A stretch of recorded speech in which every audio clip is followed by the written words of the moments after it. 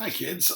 Today we're going to be reading our third and final article from the World War One unit. You'll remember back to our learning about the big ideas of World War One, and the last one was what happens when people have had enough of war. And you hopefully, as you've been learning about World War One, you've kind of asked yourself the question, why would people keep putting up with this over and over, and thousands of people dying every day, and it not really doing any good? And the answer is, well, they did for a while, but eventually they didn't, and that came to an end. Now we're going to read about some stuff that happened early in the war that was peaceful and actually kind of nice. And then we'll read about, where it starts to turn and it gets a little bit ugly. And then we're going to see, particularly in Russia, where everything went completely off the rails and millions of people died just because the people had it. They were done, and they rose up and they killed anybody who was responsible for the start of the war. And we've talked about the Tsar and his family, the Tsar of Russia, and they were executed over this. So we'll read about it. Okay, so today's article is called World War One. If there is not peace, then there will be revolution, and that comes from a book that I highly recommend called All Quiet on the Western Front. Really gets across the idea of just how hopeless the whole thing was. World War I tore apart European society like no event since the French Revolution over a century earlier. The old order that existed for hundreds of years disappeared to be replaced by the modern world. The transformation was bloody, painful, and in many places complete. The beginnings of discontent. When war was declared in August 1914 after the assassination of Austrian Archduke Franz Ferdinand, crowds from all over Europe cheered the beginning of the new war. All were sure that God was on their side and that they would win a quick victory. People assumed that the war would be over by Christmas 1914. Thousands of young men volunteered for what they viewed as their patriotic duty and what they thought would be a glorious adventure. Those ideas were proven terribly wrong with the first explosions. World War I proved to be far bloodier than any previous European war in only the first few months. When the first trenches were dug, it became obvious that the war would not end quickly. By December 1914, the new style of trench warfare created a stalemate that neither side could break. With soldiers stuck in the frozen mud for the first Christmas of the war, commanders on both sides agreed to a one-day ceasefire for both sides to observe the holiday in peace. What followed, though, was not on the minds of any of the commanders. And there you see a picture. We're gonna read about how this photo came to be. German and British soldiers posed together on Christmas Day 1914. Okay, moving on. Soldiers from both sides, particularly the Germans and the British, crawled out of the trenches and met each other in no man's land. They spent the day together peacefully, exchanging souvenirs and food as Christmas gifts. There were even rumors of a soccer game played between the British and Germans right in no man's land among the bomb craters. This friendliness was not an isolated incident. It occurred along the entire Western Front. The next day, the killing resumed among the same men that 24 hours earlier were exchanging gifts.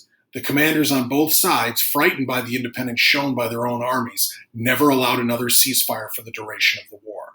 After all, what would happen if the ceasefire ended and everybody refused to start fighting again?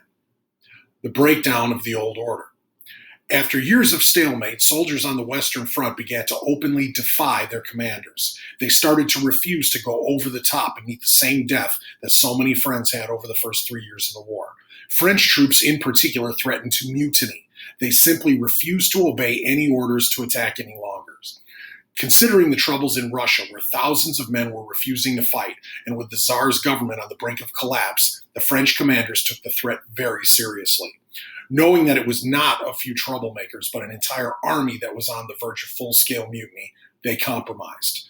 The commanders agreed to not ask the French soldiers to go on the offensive anymore. In return, the army agreed to man the trenches and defend France. For much of the rest of the war, the French army was wholly a defensive army. They could not be counted on to attack the Germans any longer. This did not change until the Americans joined the war and lifted French spirits. And there you see French soldiers in World War I. Revolution in Russia. The regime that ruled for 1,000 years in Russia cracked and broke under the weight of the World War I stalemate. Unlike in Great Britain, whose king had to listen to the English Parliament, Tsar Nicholas II was an autocrat who could do as he pleased.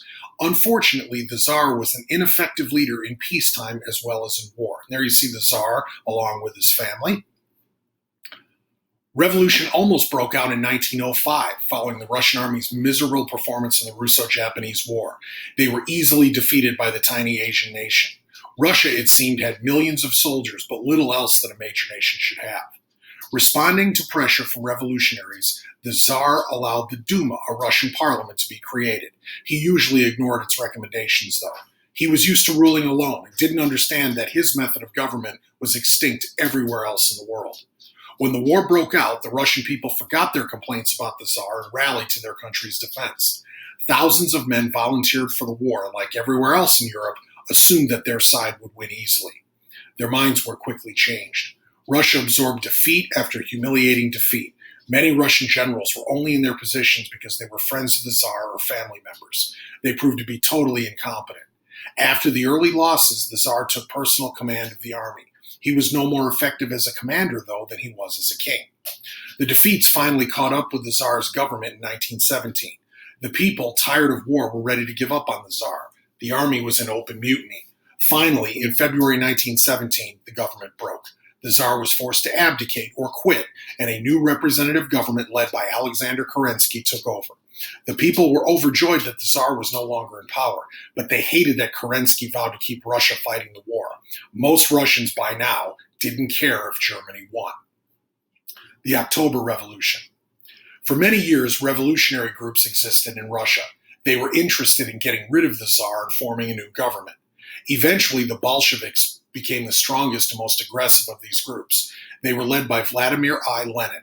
Lenin spent many years in prison and exile for revolutionary activities. When the war started to go poorly for Russia, he was in Switzerland waiting for the right time to return to Russia. The Bolsheviks believed in the philosophies of Karl Marx, who wanted to do away with private property and have the government hand out land and property equally to everybody.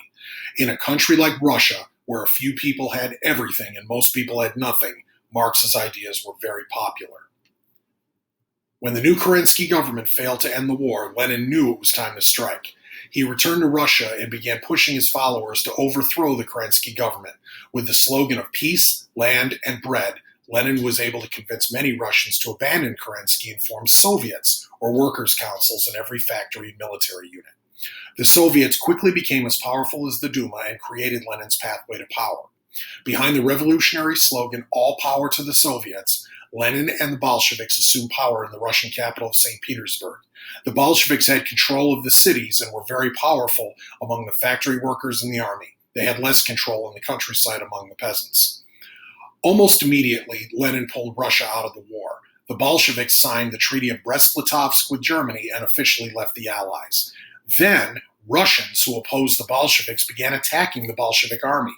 These whites, as they were known, were Russians who still supported the Tsar, or Democrats, or anyone else who hated the Bolsheviks. The Bolsheviks simply became known as the Reds once the Russian Civil War started. The Russian Civil War was exceptionally brutal. Each side considered the other to be traitors worthy only of death. This led to many atrocities committed by both sides. Usually the peasants, who only wanted to be left alone, were caught in the middle and suffered most. In 1918, white forces approached Yekaterinburg, where the Tsar and his family were being held prisoner. The Reds decided that the Tsar was too dangerous to be left alive. He and his whole family, including his children, were murdered in the basement of their home. The Reds eventually won the Russian Civil War in 1920, finally bringing peace to the war-ravaged land. Unfortunately, freedom did not follow. Lenin dealt viciously with any who criticized the revolution, and a climate of fear kept the Bolsheviks in power. This only got worse when Lenin died in 1924, and his brutal successor Joseph Stalin took over in what was once known as Russia, but became the Soviet Union, or USSR. And there you see a glossary of terms, stuff that maybe you have never heard before. I recommend that you kind of take a look at that just so you know it. But we kind of went through each one of them is highlighted in the text.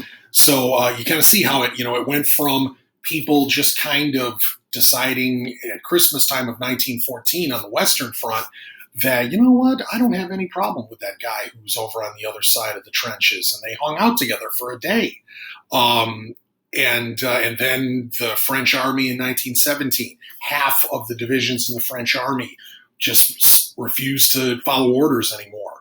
And then finally, around the same time, you had in Russia, you had the revolution where it really turned into a horribly violent situation. And that lasted for years beyond that and really created the Soviet Union, which completely changed the course of U.S.-Russia relations. Even to this day, there's still the feeling of mistrust between the two countries, even though Russia is no longer the Soviet Union. But the guy who's in charge of Russia, he worked for the Soviets as part of their secret police. So his job was rounding up anybody who criticized the government. So that's something that people are still living with there. So that's kind of the way that it ended up going. And when we talk about, okay, why is World War I still important? There's a reason why World War I is still important, because we're still living with that even today, and people in other parts of the world are living with it even more. So that's kind of where we'll drop it off in terms of our study of World War I. But things roll right into World War II eventually. So hope you enjoyed that.